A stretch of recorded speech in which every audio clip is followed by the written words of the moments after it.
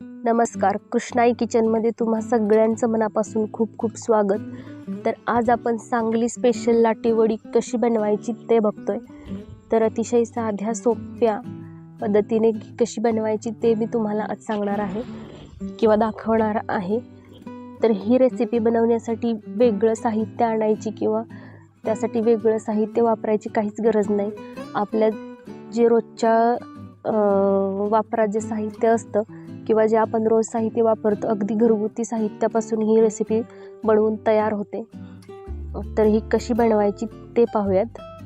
तर सगळ्यात आधी आपण सारण बनवून घेऊयात। तर त्यासाठी लागणारं साहित्य पाहूयात। इथं मी किसलेलं खोबरं घेतलंय अर्धी वाटी तीळ घेतलेत, अर्धी वाटी कारळ घेतले, त्याचबरोबर एक अर्धा चमचा जिरं घेतलंय, त्यानंतर गरम मसाला घेतलाय,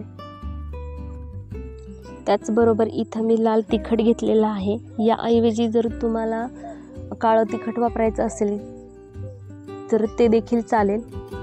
दुसऱ्या प्लेटमध्ये मी 8 ते 10 पाकळ्या लसूण घेतलेला आहे, त्याचबरोबर कढीपत्ता घेतलेला आहे आणि खूप सारी कोथिंबीर घेतलेली आहे।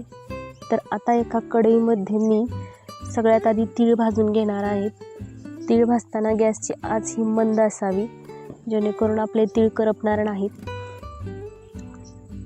तर 5 ते 10 मिनिटं मंद आचेवर तीळ भाजून घेतलेले आहेत मी। त्याचबरोबर आपण जे अर्धी वाटी कारळ घेतले होते ते देखील भाजून घेणार आहेत। कारळ भाजायला वेळ लागत नाही, पटकन करपतात। तर कारळ भाजताना देखील गॅसची आच ही मंद असावी।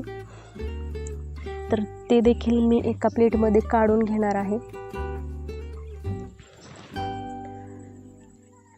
तीळ आणि कारळ भाजून झाल्यानंतर आपण इथं किसलेलं खोबरं टाकून घेतलेलं आहे। तर हे खोबरं भाजताना याचा रंग बदलणार नाही याची काळजी घ्यायची आहे आणि अगदी एखाद मिनिटभर हे खोबरं परतून घ्यायचं आणि काढून घ्यायचं एका प्लेटमध्ये। तर इथं तुम्ही बघू शकता आपलं खोबरं थंड व्हायला लागलंय किंवा ठेवलं होतं मी। तर त्याच प्लेटमध्ये मी आपण भाजलेले तीळ आणि भाजलेले कारळ काढून घेणार आहे। आता त्याचबरोबर आपण जे बाकीचे मसाले घेतले होते ते देखील आपण याच प्लेटमध्ये टाकून घेणार आहोत। तर इथं तुम्ही बघू शकता मी सगळे मसाले एका प्लेटमध्ये काढून घेतलेले आहेत आणि आता आपल्याला हे मिक्सरला बारीक करून घ्यायचं आहे। तर इथं हे अशा पद्धतीचं सारण झालेलं आहे। आता यासाठी पारीसाठी लागणारं साहित्य पाहूयात। इथं मी 1 वाटी बेसन घेतलेलं आहे, अर्धा चमचा मिरची पावडर घेतलेली आहे, चवीनुसार मीठ घेतलेलं आहे, थोडी कोथिंबीर घेतलेली आहे, जिरं घेतलेलं आहे, त्याचबरोबर तेल घेतलेलं आहे। या तेलाचा मोहन म्हणून वापर करणार आहोत आपण। त्याचबरोबर हळद घेतलेली आहे।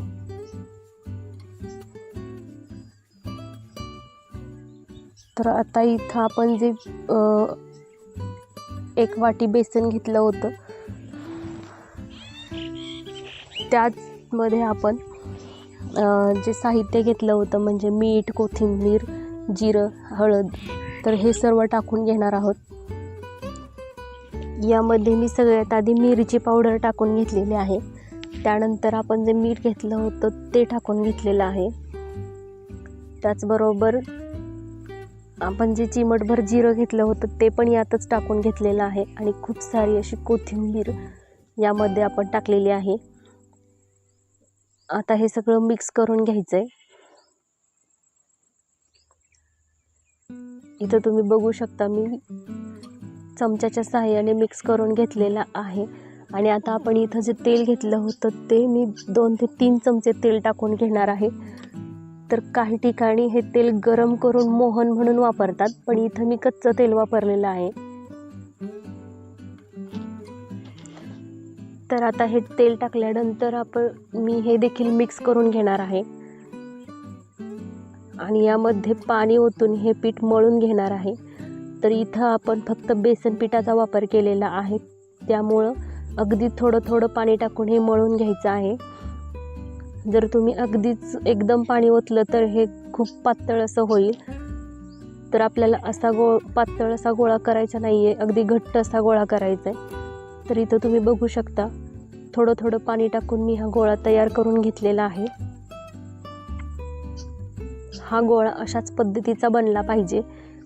जर तुम्हाला हा गोळा थोडा पातळ वाटत असेल किंवा सैल वाटत असेल तर यामध्ये तुम्ही आणखी कोरडं बेसन टाकून पुन्हा एकदा मळून घ्यायचं आहे. तर इथं बेसन पिठाच्या ऐवजी गव्हाच्या पिठाचा देखील वापर करतात किंवा मैद्याचा वापर करतात. आपण इथं फक्त बेसन पीठ वापरलेलं आहे. आता आपला गोळा बनवून तयार झालेला आहे. आता इथं जे आपण सारण बनवून घेतलं होतं त्यामध्ये देखील मी कच्चं तेल टाकून घेतलेलं आहे, जेणेकरून या सारणाचं बाइंडिंग व्यवस्थित असं येईल. तर इथं तुम्ही बघू शकता 2 चमचे मी या सारणामध्ये तेल टाकून घेतलेले आहे आणि हे मिक्स करून घेते.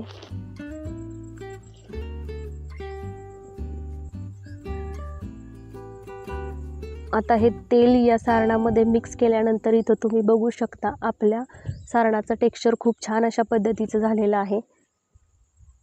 तर आता जे आपण मळलेलं पीठ होतं त्यातला एक गोळा घेऊन पोळपाटाला खाली तेल लावून घेतलेलं आहे. जर तुम्हाला ही स्टेप अवघड वाटत असेल तर तुम्ही पीठ टाकून घेतलं किंवा त्यावर ही पारी लाटली तरी देखील चालेल. मी इथं तेलावर लाटून घेतलेली आहे. आता ही आपली पातळ अशी पारी लाटून झाल्यानंतर जे सारण बनवलं होतं ते टाकून घेणार आहे. तर इथं तुम्ही बघू शकता आपण जे सारण केलेलं होतं ते मी या पारीवर एकसारखं असं पसरून घेतलेलं आहे. आणि इथं दाखवल्याप्रमाणे ही पारी आपण दुमडून घ्यायची आहे. तर ही स्टेप करताना अजिबात गडबड करायची नाही, कारण आपण ही पारी तेलावर लाटलेली आहे आणि त्याचबरोबर ही फक्त बेसन पिठाची आहे, त्यामुळे ही तुटण्याची शक्यता असते.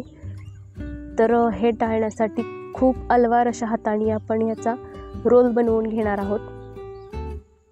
तर इथं तुम्ही बघू शकता खूप हलक्या अशा हातानं हा मी रोल बनवून घेतलेला आहे.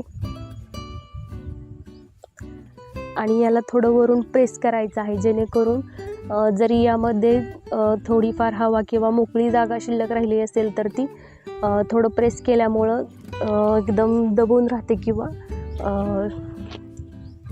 उकडायला ठेवल्यानंतर ही पारी आपली तुटत नाही, फाटत नाही.